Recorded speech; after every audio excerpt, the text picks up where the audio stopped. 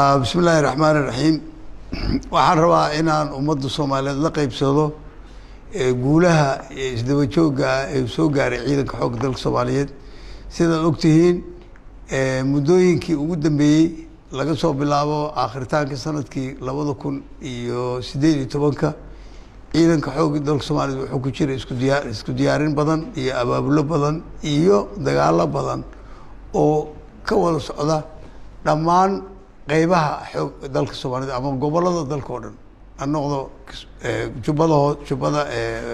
Jubbaland ha noqdo maxaan ku rahaa South West ha noqdo Hirshabeelle ha noqdo Banaadir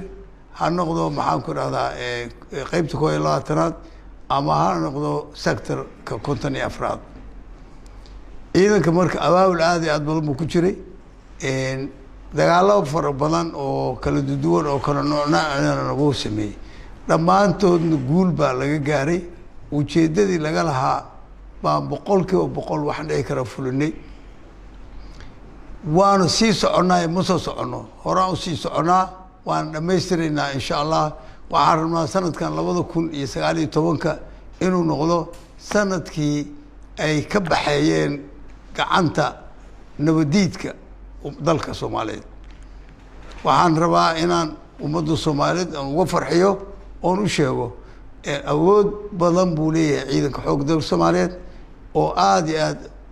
ugu filan inuu ku dagaalamo ama la dagaalamo nimanka nabadiidka taasna waa tan keentay in mataqaana ay guulo fara badan oo meelo badan ama shabeellada dhexe ha noqoto ama ha noqoto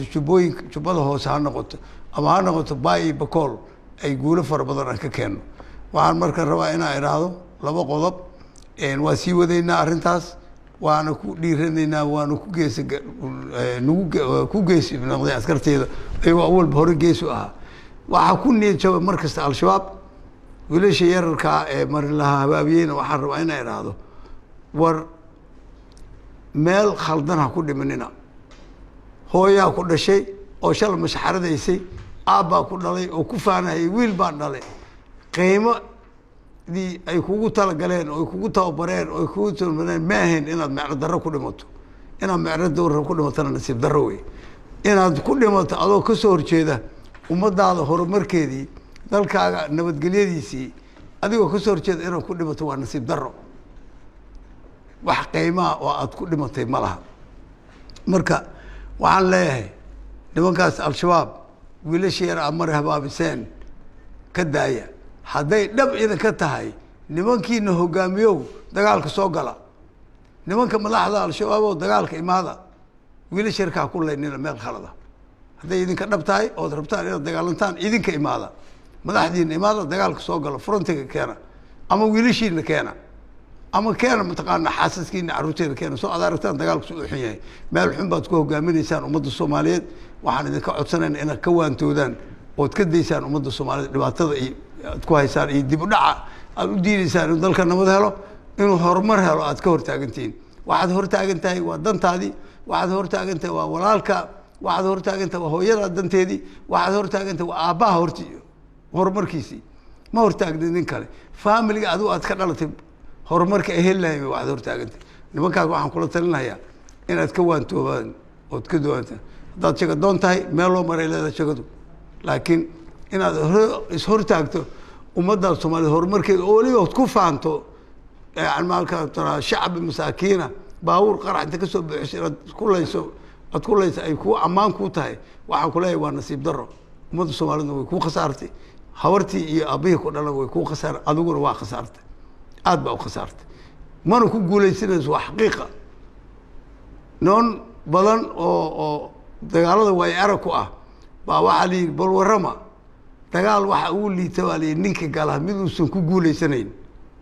kaasa uu liita ugu aqal xun ka ku jirtaan waa dagaal aan lagu guuleysanayn oo la hubo inaan ku guuleysanayn marka ina ka waantowday marna waxaan rabaa ayadana inaan wax yar ka iraahdo dad caadaystay inay been sheegaan been in loo sheego ummadda Soomaaliyeed iyo adduunka been in loo sheego oo la rabo beentaas in laga dhigo wax run ah war waxa la yiri wax la eriyo waxa u gaabisa been wax la daba galo been ba u gaabisa markii daba salkeeda la tagay been bay noqonaysaa been abuurka nimanka ah oo maxaan ku rahaa isla markaasna ayagoo weliba ku dhuumanaya magacyo kale hay-ada kale magacood ku dhuumanaya laakiin annagu waxaanu aragnaa hay-adahaas inay yihiin hay-ada al-shabaab la shaqeeya fuliye ajendada al-shabaab ayagana waxaa leeyahay dagaalka hadduu xiis idinku hayo soo galo dagaalka hadduu xiis idinku hayo haddii kale ka daayo ummadda been abuurka iyo magaciisa midda kale nin kastoo Soomaaliya oo iyo nin kastoo ajnabi ahba oo been qora war dalkan sharci uu leeyahay loobin dalkan sharci uu leeyahay waana ku qabanaya sharcigaas wax aadan hubin oo aadan ka warqabin dalka ha u sheegin wax aan sal lahayn dalka ha u sheegin been iyo propaganda aad ula jeedid inaad ku wiiqdo horumarka dalkan inaad ku wiiqdo xasiloonida dalkan inaad ku wiiqdo mataqaana nabadgelyada dalkani meel ku geyn mayso qof ka qaadanaya ma jiro qof kastoo Soomaaliya oo ogyahay waxa ka jira dalka marka beenta dadka ka daaya hadaa ka dayn weysaan waxay noqonaysaa inta talaabo la idin ka qaado oo si sharci ah la idin marsiyo sharciga dalka u dhigan maxay nin wuxuu rabo iska ma sheegi karo nimankan oo maxaan ku radaa wariyaasha يعني نكو إنه كنترول ليه هذا معمولانا وين أوجهين قف وإنه كنترول ليه قف فريلانس مشلو حرق على قبكر مشلو قف والبو وح وشاو أسا مسؤول كأ وأنا الوجود وقالها يا وحبان مركز تكون بحث ليش مركز وحنا عاد وقديها هي هذا نوع أسقرة وإذا كورك أسقرة بربعنا فولية وحن لا يكون توبة هذا كون توبة السنة شرعي بقول ما يسان شرعي اللي ذرقي وحن رواينا كقتمه waxaan aaminsanahay geesiyaasha ciidanka xog dalka Soomaaliya inay gaarayaan guushan mar inay gaarayaan waa ka dhab inay ka xoreeyaan wax alla wixii nabadiid u ah al-shabaab iyo wixii kaashaday iyo wixii tuuga iyo propaganda wada inay aakhiritaanka meel xun ku dhameynayaan baan ogahay ummadda Soomaaliyeed waxaan leeyahay ku gacan siiya saad u heshaan guusha aad raadinaysaan saad u gaartaan ku gacan siiya ciidamada in la jooga oo u dhimanaya har iyo hameen u soo jeeda inay idin xoreeyaan ku gacan siiya hawshooda inay qabtaan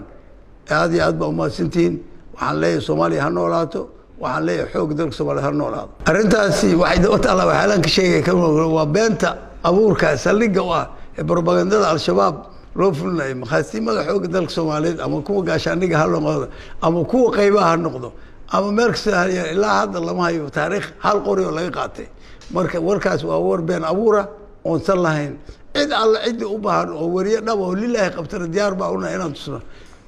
meel kasto ciidanku degan yahay inaan maqaasiin laga qaadan xubna la jabsan meel la jabsan jir been abuur way warkaas warna raadna ma laha warkaas in khasaaraha uu gaaray al-shabaab ay marxaati ku tahay inay meel walba gobol kasta ay iska soo dhiibaan oo maanta xoog dalka Soomaaliya uu ku hayo dhowr iyo 30 nin oo al-shabaab oo wali aan gudbin oo wali ku hayna gacanta ku hayna oo ayagu soo dhiibay iyo qaar la qabtay laakiin inta badan soo dhiibay waxaan u maleynayaa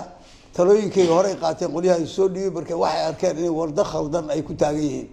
warda khaldan inay saxaan qofka bini'aadamka ah waxa la yiraahdaa aqliga Ilaahay wuxuu siiyay meel sax inuu ku maro Soomaa hadduu is arkeen inay marka hore khaldameen inay dib isku saxeen oo ku maadsan yihiin maantana gacanta ciidanka xoog dalkooda rag badan oo noocaas ah ku jira oo soo dhiibay ayagu iskhaarkood u yimid iyo kuwa la qabtay oo dagaalka loo qabtay intaba taas waxay marxaati u tahay khasaaraha soo gaaraya markii ay marxaati u tahay al-shabaab inay khasaaro badan soo gaaray markii hore uma dhici jirin dad badan oo number noocaas inay soo dhiibaan maantana gobol ayna iska soo dhiibin malaha